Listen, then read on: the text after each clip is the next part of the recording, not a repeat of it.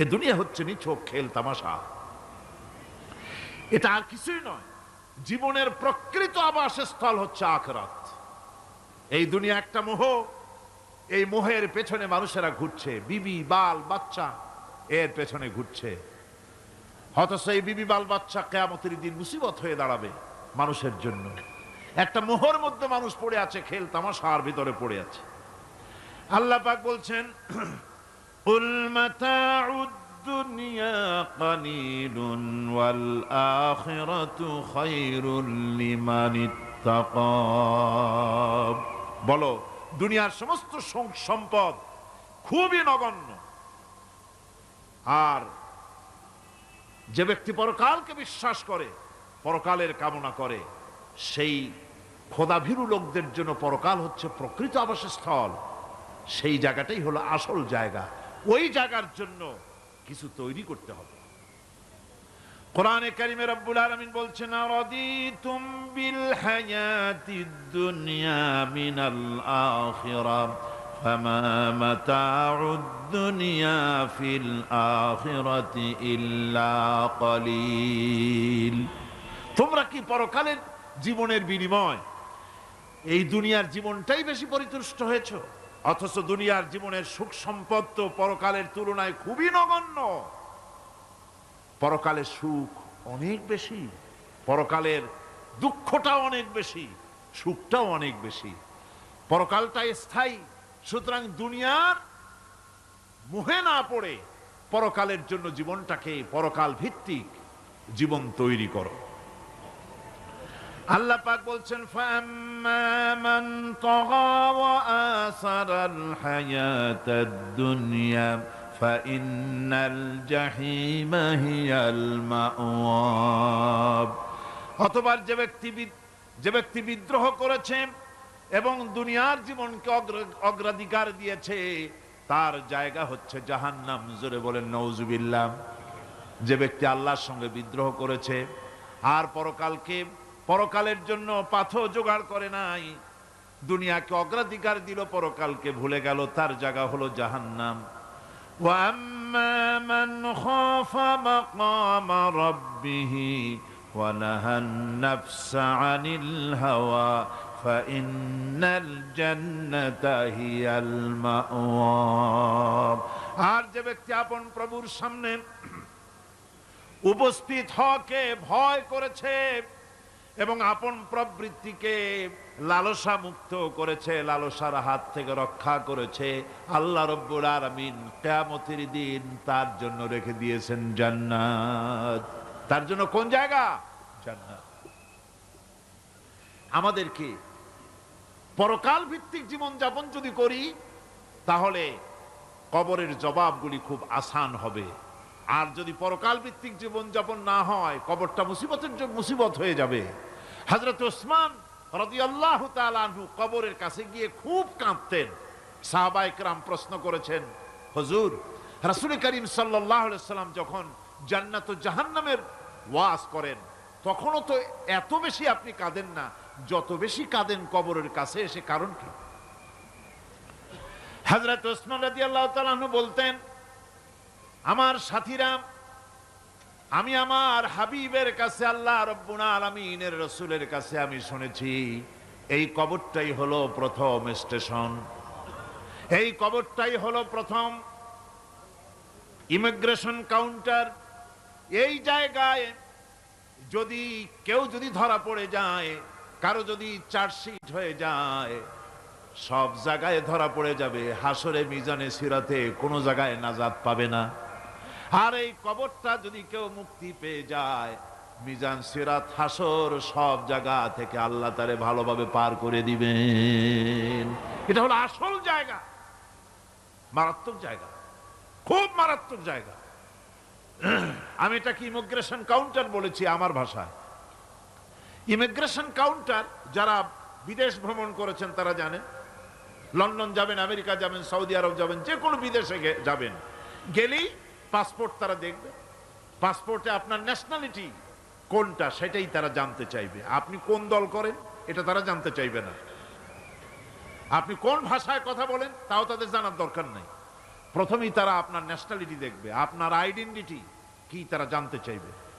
তারপরে যদি স্যাটিসফ্যাক্টরি হয় আপনাকে ভিসা দিয়ে ভেতরে ঢুকবার ব্যবস্থা করে দেবে। আর যদি তারা স্যাটিসফাইড না হয় তাহলে আপনাকে মেহমানখানায় ঢুকানো হবে গ্রেফতার করে। কবর হচ্ছে এ ধরনের একটি ইমিগ্রেশন কাউন্টার।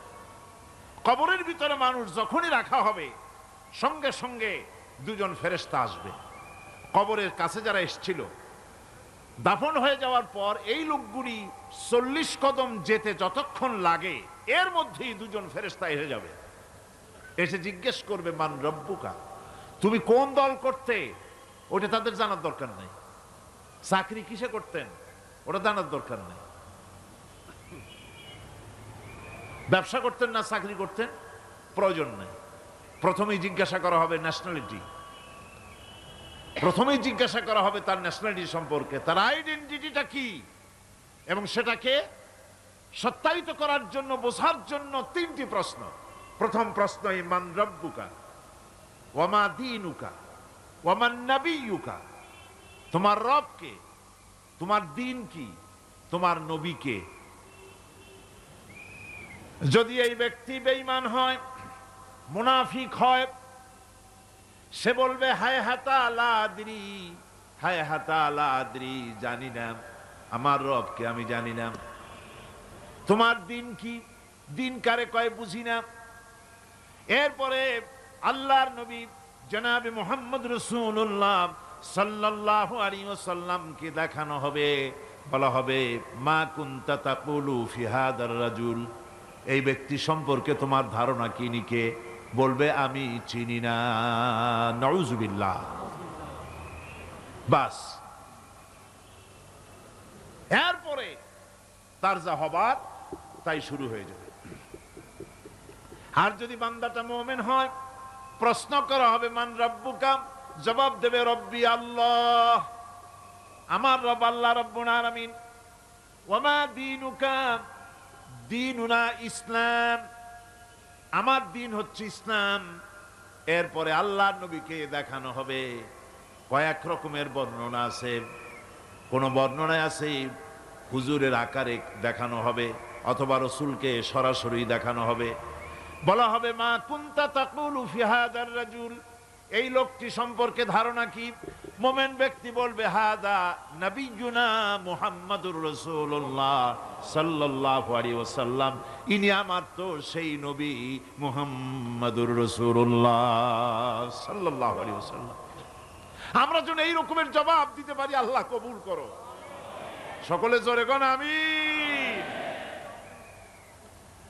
জবাব হয়ে যাওয়ার পর গায়ব থেকে আওয়াজ আসবে ফাফরিশু বিল জান্নাতি ওয়ালবিসু বিল জান্নাহ, ও আমার ফেরেশতারা আমার এই বান্দাকে জান্নাতের পোশাক পরাইয়া দাও আর কবরটাকে জান্নাতের বিছানা বিছাইয়া দাও।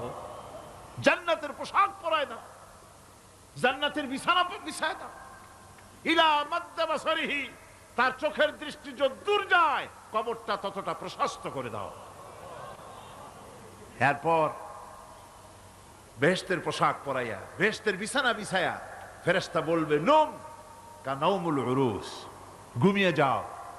দুলামিয়া যেমন বাসর সজ্জায় নতুন বউ নিয়ে আরামে ঘুমায়, এরকম আরামে ঘুমায় যাও। ইলা ইয়াউমিল কিয়ামা, কিয়ামত পর্যন্ত ঘুমায় থাকো,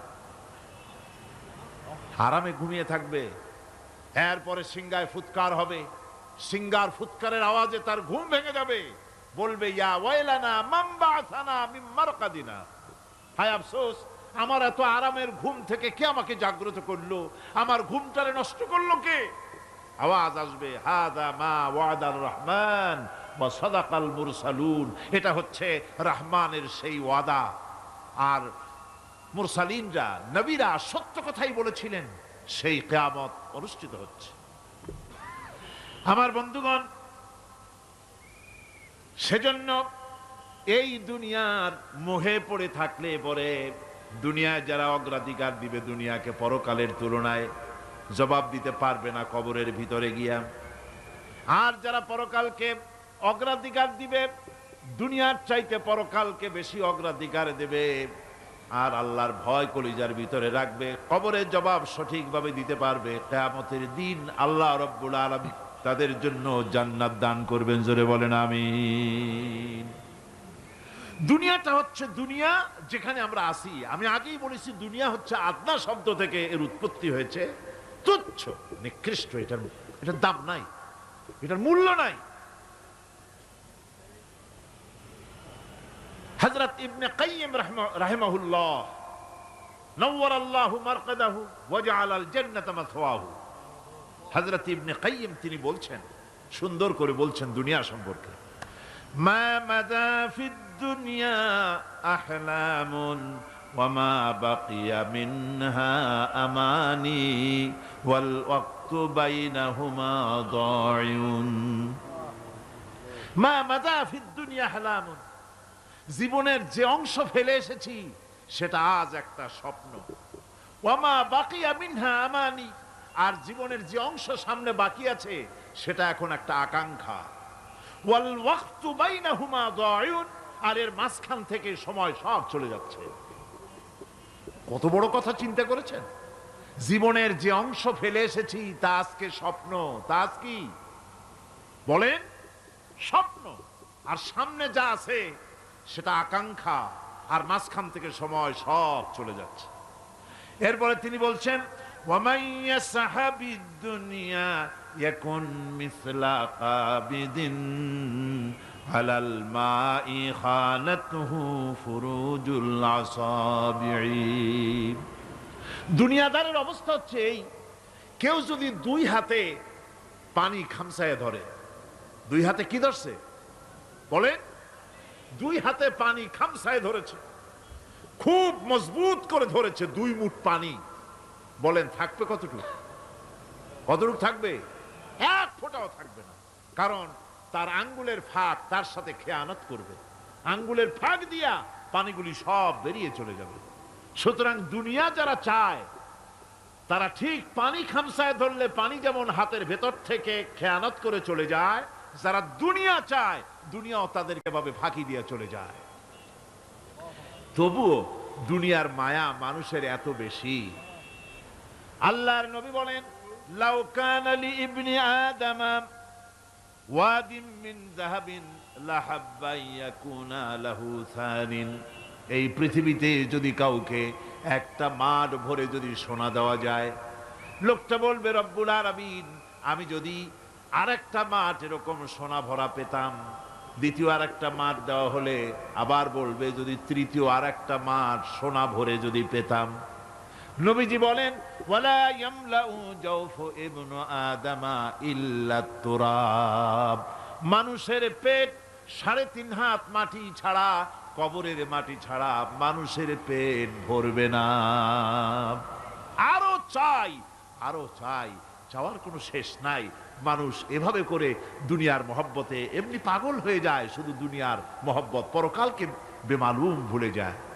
আমি কিন্তু এই কথা বুঝাতে চাই নাই যে পরকালের মহব্বতে, পরকালের ভয়তে বা পরকালের জন্য দুনিয়া আপনি বাজার ঘাট, বেচা কিনা, ব্যবসা বাণিজ্য সবকিছু ভুলে যান, না তা নয়। ভুল বোঝার কোনো কারণ নাই। পরকালকে অগ্রাধিকার দিতে হবে, মানে দুনিয়াটা চিরস্থায়ী জায়গা নয়। চিরস্থায়ী হচ্ছে কোনটা? আখিরাত। চিল্লায় এখন কোনটা? সুতরাং এখানে যা করতে হবে, আখিরাতে জবাবদিহিমূলক জীবন যাপন করতে হবে। আপনি ব্যবসা করবেন, ওজনে কম দিতে পারবেন না। আপনি খাদ্যে ভেজাল দিতে পারবেন না, চুরি করতে পারবেন না, ডাকাতি করতে পারবেন না, জেনা করতে পারবেন না, বদমাশি করতে পারবেন না, মদ খেতে পারবেন না, সন্ত্রাসী হতে পারবেন না, হাইজ্যাকার হতে পারবেন না, চাঁদাবাজ হতে পারবেন না, মুনাফাখোর হতে পারবেন না, আপনি চোরাকারবারি হতে পারবেন না, ঘুষখোর হতে পারবেন না, সুদখোর হতে পারবেন না। এই সব কাজ পরকালকে বিশ্বাস করলেই এ সমস্ত কাজ থেকে মানুষ বিরত থাকতে পারে। কথা ঠিক কিনা? এটাই হচ্ছে পথ। সুতরাং এই পৃথিবী থাকবে না। এটা কি চিরকাল থাকবে? না, এর একটা পরিসমাপ্তি ঘটবে। যেমন করে সারা বছর লেখাপড়া করার পর কলেজে, বিশ্ববিদ্যালয়, মাদ্রাসায়, হাই স্কুলে, সব জায়গায় সারা বছর লেখাপড়া করার পর যেমন পরীক্ষা দেওয়ার একটা দিন আসে, সারা বছর ব্যবসা করার পর হিসাব নিকাশ করার যেমন একটা সময় আসে, সারা মাস চাকরি করার পর বেতন পাওয়ার যেমন একটা দিন আসে, সারা জীবন চাকরি করার পর পেনশন পাওয়ার যেমন একটা সময় আসে, অনুরূপভাবে এই দুনিয়া যেদিন শেষ হয়ে যাবে, আল্লাহ নির্ধারিত সময় শেষ হয়ে যাওয়ার পর একটা সময় আসবে যখন আল্লাহ রব্বুল আলামিন সব শেষ করে দিবেন, লন্ড ভন্ড হয়ে যাবে, কিছুই থাকবে না। কোরআনে কারিমে আল্লাহ সব বলেছেন, কোরআনে সব আল্লাহ বলে দিয়েছেন। আল্লাহ পাক বলেন এই পৃথিবীর সব কেমন ভাবে ধ্বংস হবে তার চিত্র আল্লাহ পাক কোরআনে কারিমে তুলে ধরেছেন। ইযাস সামাউ ফাতারাত ওয়া ইযাল কাওয়াকিবু তাসারাত ওয়া ইযাল বিহারু ফুজ্জিরাত ওয়া ইযাল কুবুরু বু'সিরাত। যখন আকাশসমূহ দীর্ণ বিদীর্ণ হয়ে যাবে, তারকাগুলি বিক্ষিপ্ত হয়ে ছিটকে পড়বে, আর সমুদ্রগুলি উচ্ছ্বসিত হয়ে পড়বে, কবরগুলি সব তার ভেতরে যা আছে উদ্গীরণ করে দেবে, তারকাগুলি স্থিমিত হয়ে যাবে। এরপরে সমস্ত আকাশগুলি কাতাইয়িস সিজিল্লিল কুতুব, কিতাবের পৃষ্ঠার মতো একটার পরে একটা ঠাস ঠাস করে পড়তে থাকবে, চূর্ণ বিচূর্ণ হয়ে ভেঙে চুরে একাকার হয়ে যাবে। পাহাড়গুলিকে উড়িয়ে দেওয়া হবে, চন্দ্র এবং সূর্য একাকার হয়ে যাবে। আল্লাহ রাব্বুল আলামিন বলেন ফাইযা বারিকাল বাসার ওয়া খাসাফাল কমার ওয়া জুমিআশ শামসু ওয়াল কমার। চক্ষু যখন বিস্ফারিত হয়ে যাবে, চাঁদ যখন তার আলো হারিয়ে ফেলবে, সূর্য যখন তার আলো হারিয়ে ফেলবে, চাঁদ আর সূর্য সব একাকার হয়ে যাবে, সেই সময়ের অবস্থাটা কি চিন্তা করো। মানুষ হয়রান হয়ে দৌড়াদৌড়ি করবে। ওয়াহুমিলাতিল আরদু ওয়াল জিবালু ফাদুক্কাতা দাক্কাতান ওয়াহিদা। জমিন এবং পাহাড়গুলির মধ্যে আল্লাহ রাব্বুল আলামিন সংঘর্ষ বাঁধিয়ে দিবেন, পাহাড়গুলি ভেঙে চুরে টুকরা টুকরা হয়ে যাবে, পাহাড়গুলি উঁচু করে জমিনের উপরে আছাড় মেরে আল্লাহ রাব্বুল আলামিন ভেঙে চুরে চুরমার করে দিবেন। সুবহানাল্লাহ। ওয়া তাকুনুল জিবালু কালইহনিল মানফুস, পাহাড়গুলো পেঁজা ধোনা তুলার মতো করে উড়িয়ে দেওয়া হবে, পাহাড় উড়ে যাবে। সুবহানাল্লাহ পড়ো। পাহাড় পাথরের তৈরি করা পাহাড়, এই পাহাড়গুলি তুলার মতো হয়ে উড়বে কিভাবে? আমি এই দৃশ্য নিজের চোখে কিছুটা হলেও দেখছি। আজ থেকে 10 দিন আগে আমি ইতালি সফর করে এসেছি। ইতালির রাজধানী রোম। রোম প্রাচীন সভ্যতার লালন ভূমি। কোরআনে কারিমে সূরায়ে রোম রয়েছে, এই রোম সেই রোম। এখানের বাদশার কাছে রাসূল করিম সাল্লাল্লাহু আলাইহি সাল্লাম হেরাক্লিয়াসের কাছে চিঠি পাঠিয়েছিলেন, সেই রোম।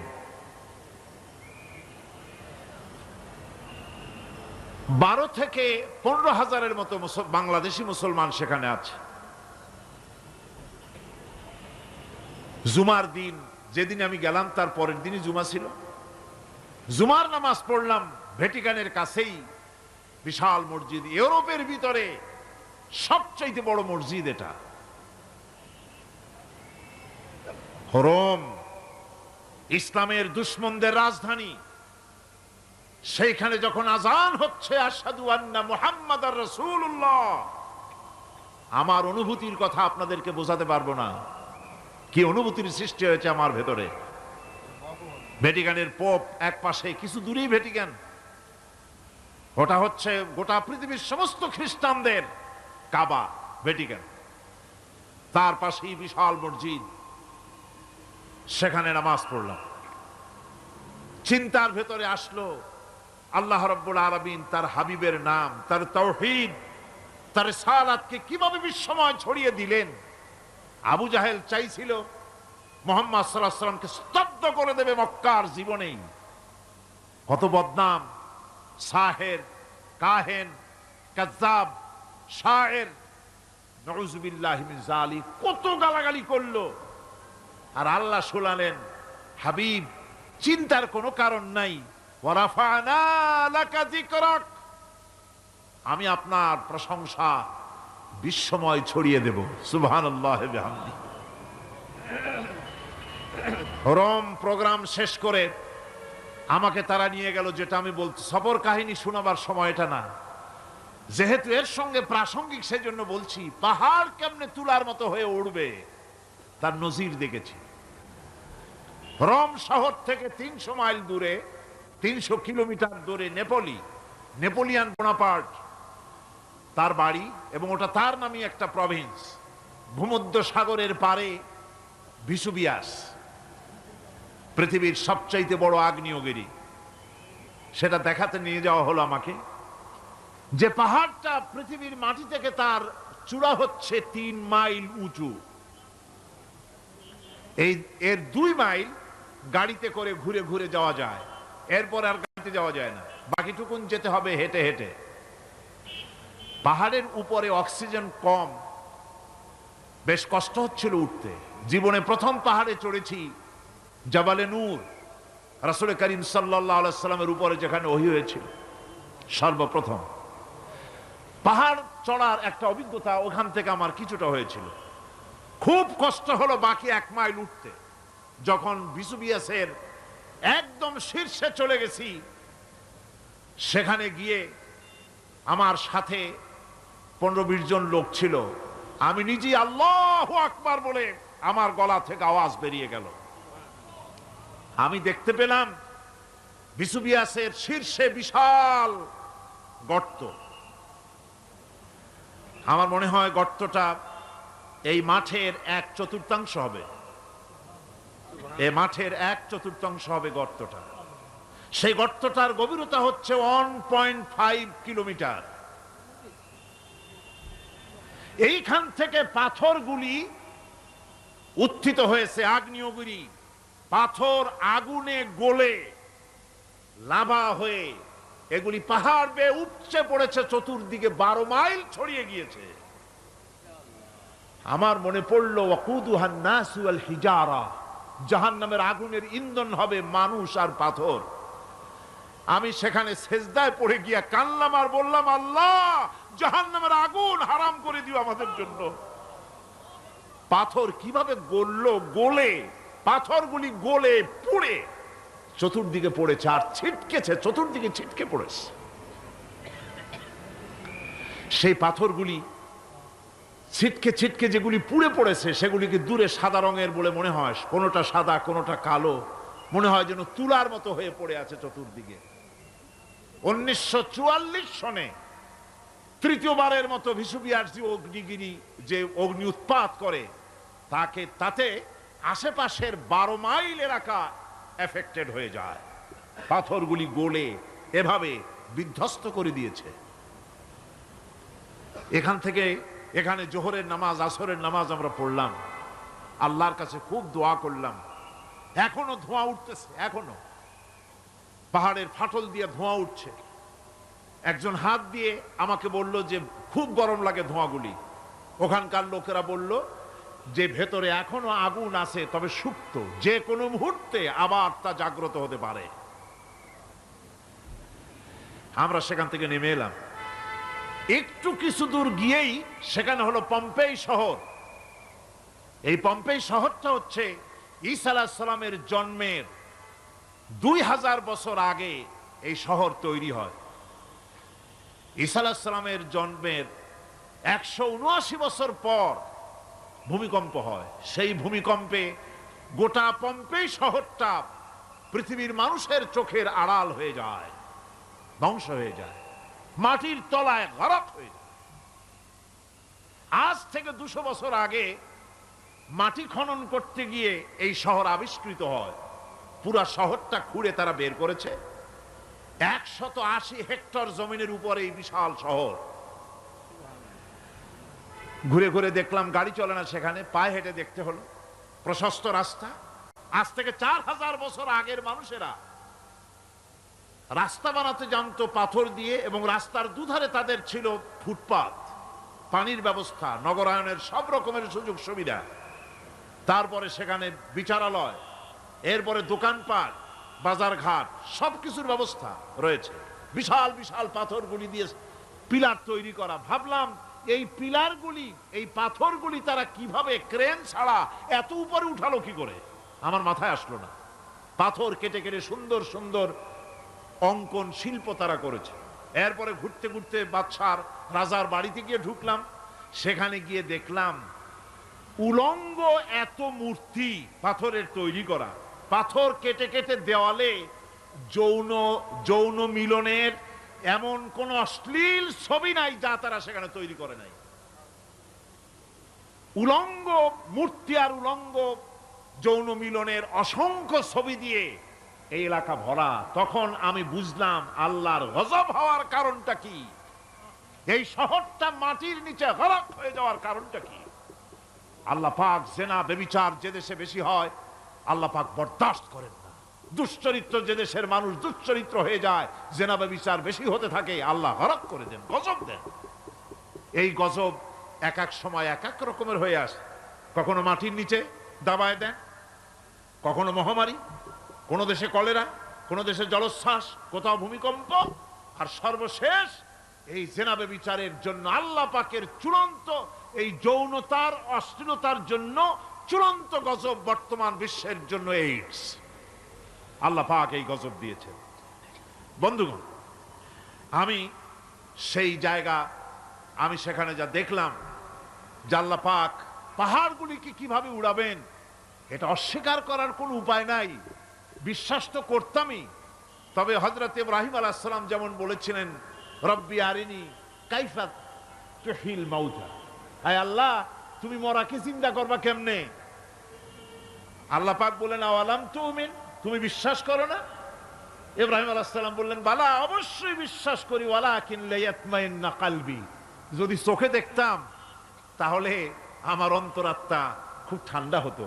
আল্লাহ রাব্বুল আলামিন চোখে দেখায় দিলেন জিন্দা কেমনে মুর্দা হবে, মুর্দা কেমনে জিন্দা হবে, আল্লাহ দেখায় দিলেন। পাহাড় উড়ায় দিবেন আল্লাহ রাব্বুল আলামিন।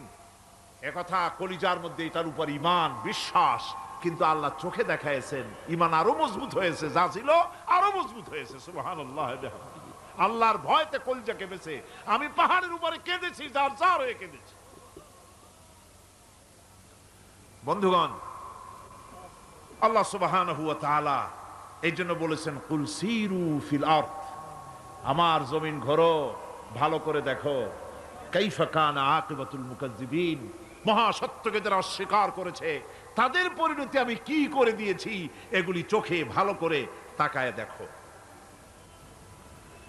আমার বন্ধুগণ, সুতরাং এই পৃথিবীর অবসান হবে, এই পৃথিবী ধ্বংস হবে, এই পৃথিবী চূড়ান্তভাবে শেষ হয়ে যাবে। ও হ্যাঁ, আরেকটি কথা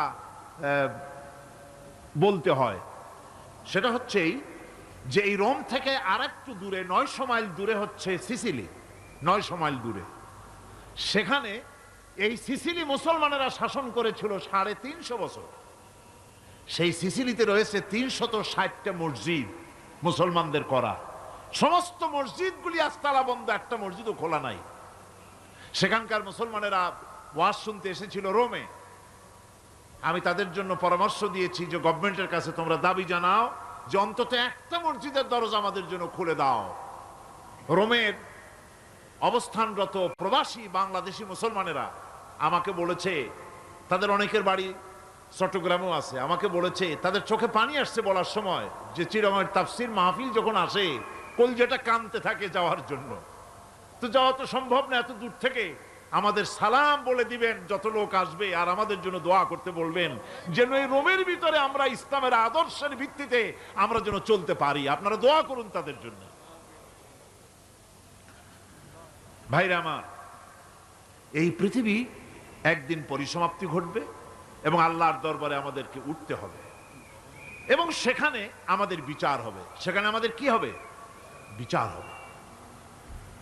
আল্লাহ পাক বিচারটাকে নির্ভুল করার জন্য, সঠিক করার জন্য প্রত্যেকের গলায় আমলনামা ঝুলায় রাখছেন। এখানে রেকর্ডের ব্যবস্থা করা হয়েছে। আল্লাহ পাক বলছেন ওয়া কুল্লা ইনসানিন আলজামনাহু তাইরাহু ফি উনুকিহি ওয়া নুখরিজু লাহু ইয়াওমাল কিয়ামাতি কিতাবান ইয়ালকাহু মানশুরা। আল্লাহ পাক বলেন প্রত্যেকের ভালো মন্দ কর্মফল কর্মলিপি আমি তার গলায় ঝুলায় রেখেছি। কিয়ামতের দিন সে নিজের কাছে স্পষ্ট সব দেখতে পারবে, কোনো জিনিস বাদ পড়বে না। তার গলায় তার আমলনামা ঝুলানো আছে, সব রেকর্ড হতেছে। আমরা যা করছি সবগুলি রেকর্ড হয়ে যাচ্ছে। বর্তমান